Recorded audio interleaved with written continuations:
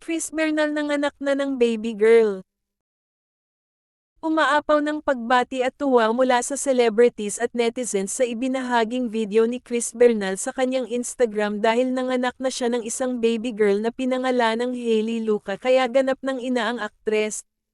Ipinanganak si Hailey noon lamang ika-15 ng Agosto taong 2023. Inspired daw ang name ng anak ni Chris sa salitang hallelujah na ang ibig sabihin ay praise the Lord.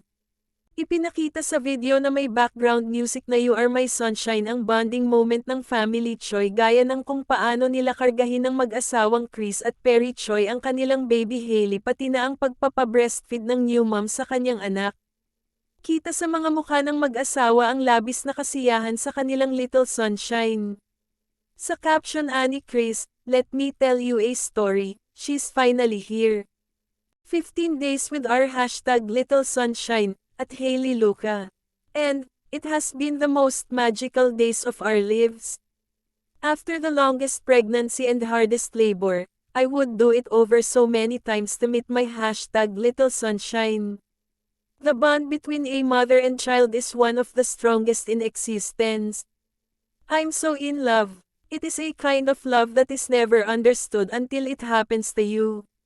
My heart is so full and becoming a mother is the most rewarding and beautiful thing in my life. Thank you, Lord, for giving us a chance to be parents. We have been taking some time to ourselves to get settled. For now, we're really slowing down and soaking up every minute, cherishing it all.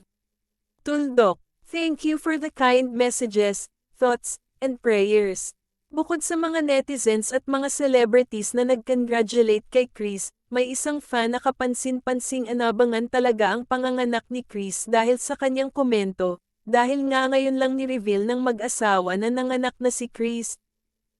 Sabi ko na parang nanganak ka na nga pero pina-thrill mo lang. I'm a happy fan here. Congrats ate. Welcome to the world baby Hailey.